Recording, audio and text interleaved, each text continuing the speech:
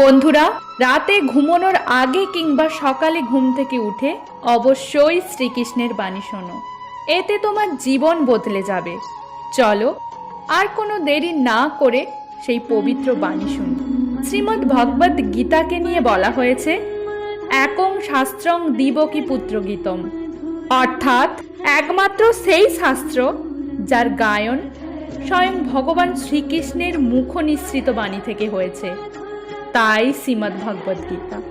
যখন মহাভারতের যুদ্ধক্ষেত্র কুরুক্ষেত্রে অর্জুন অস্ত্র তুলে নিতে দ্বিধাগ্রস্ত হয়ে পড়েছিলেন, তখন ভগবান শ্রীকৃষ্ণ নিজ মুখে যে শাস্ত্র গীত করেছিলেন সেই মহাবিদ্য উপদেশই শ্রীমদ্ ভগবদ গীতা নামে পরিচিত।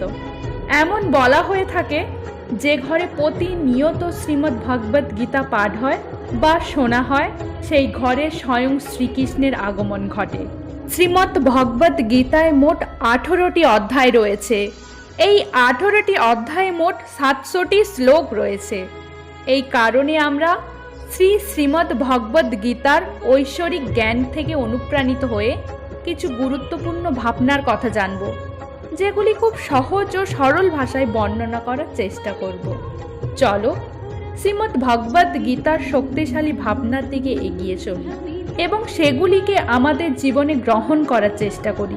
শ্রীমদ্ ভগবদ গীতার সর্বাধিক গুরুত্বপূর্ণ উপদেশ হল কর্মই সর্বোচ্চ ধর্ম। ভগবান শ্রীকৃষ্ণ গীতায় অর্জুনকে উপদেশ দিয়ে বলেন, মানুষ জন্ম নিয়েছে কর্ম করার জন্য, কর্ম ছাড়া কেউ কখনো থাকতে পারে না।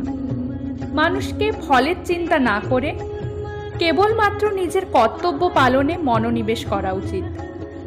সব সময় সৎ কর্ম করা উচিত, কারণ কর্ম যেমন হবে তার ফলও তেমন হবে। কর্মের হিসাব খুব সহজ। ভালো কর্ম করলে ভালো ফল হবে, আর যদি খারাপ কর্ম করো খারাপ ফল পাবে। ভগবান শ্রীকৃষ্ণ বলেন, মন শান্ত রাখার চেয়ে বড় সম্পদ এ দুনিয়ায় আর কিছুই নেই। যে ব্যক্তি নিজের মন শান্ত রাখতে শিখেছে তার চেয়ে ধনী আর কেউ হতে পারে না। জীবন তখনই কঠিন লাগে যখন আমরা নিজের পরিবর্তনের বদলে পরিস্থিতি বদলাতে চাই। ভগবান বলেন, যেমন আলো অন্ধকারে দীপ্তি দেয়, ঠিক তেমনই সত্য নিজের আলোতেই জ্বলে। তাই মানুষকে সর্বদা সত্যের পথে চলা উচিত। ভগবান বলেন, হে অর্জুন, কি হারিয়েছে যে তুই কাঁদছিস? কি এনেছিলিস যে তুই হারিয়ে ফেলেছিস? তুই কি সৃষ্টি করেছিলিস যা নষ্ট হয়ে গিয়েছে? তুই যা পেয়েছিস এখান থেকেই পেয়েছিস, যা দিয়েছিস এখানেই দিয়েছিস। যা আজ তোর তা কাল অন্য কারোর হয়ে যাবে, কারণ পরিবর্তনই জগতের নিয়ম। এ দেহ তোর নয়, তাই এ দেহের মালিকও তুই নোস। এই শরীর 5টি মৌলিক উপাদান দিয়ে তৈরি: অগ্নি, জল, বায়ু, মাটি আর আকাশ। একদিন শরীর এই পঞ্চতত্ত্বে বিলীন হয়ে যাবে।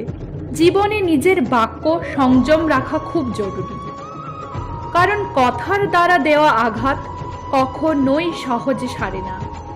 কৃষ্ণ বলেন, ধর্মের জন্য যুদ্ধ করতে শেখো, অধর্মীর কাল হয়ে উঠতে শেখো, আর আপনজনের জন্য ত্যাগ করতে শেখো।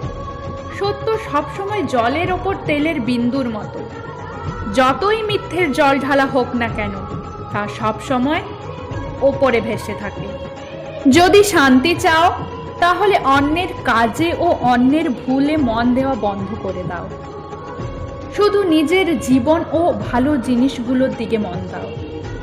কৃষ্ণ বলেন, যদি তোমাকে কেউ কষ্ট দেয় তাহলে মন খারাপ করো না, কারণ মানুষ সেই গাছেই বেশি পাথর মারে যার ফল বেশি মিষ্টি।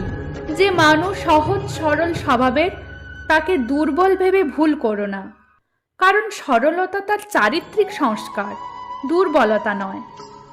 নিন্দার ভয়ে কখনো লক্ষ্য থেকে পিছিয়ে এসো না, কারণ লক্ষ্য পূরণ হলেই নিন্দুকেরা মত পাল্টায়। যদি তুমি কাউকে একবার ক্ষমা করো তুমি বুদ্ধিমান, দ্বিতীয়বার ক্ষমা করলে তুমি হৃদয়বান, আর যদি তুমি তাকে তৃতীয়বারও ক্ষমা করো আর যদি তুমি তাকে তৃতীয়বারও ক্ষমা করো, তাহলে তুমি এ দুনিয়ায় সবচেয়ে বড় মূর্খ। ভগবান শ্রীকৃষ্ণ বলেন, যে ব্যক্তি মৃত্যুর সময় আমাকে স্মরণ করে দেহ ত্যাগ করে, সে আমার চিরন্তন ধামে পৌঁছায়। হে মানব, যদি তুমি সংসারে সব দুঃখ থেকে মুক্তি পেতে চাও, আমাকে ভক্তি করো। ভগবান বলেন, যে ব্যক্তি গীতার এই জ্ঞান ভক্তদের মাঝে পৌঁছে দেয় ও তাদের মধ্যে প্রচার করে, সে আমার অত্যন্ত প্রিয় হয়। শ্রীকৃষ্ণের বাণী যদি ভালো লেগে থাকে, তাহলে কমেন্টে জয় শ্রী রাধে কৃষ্ণ লিখতেই হবে।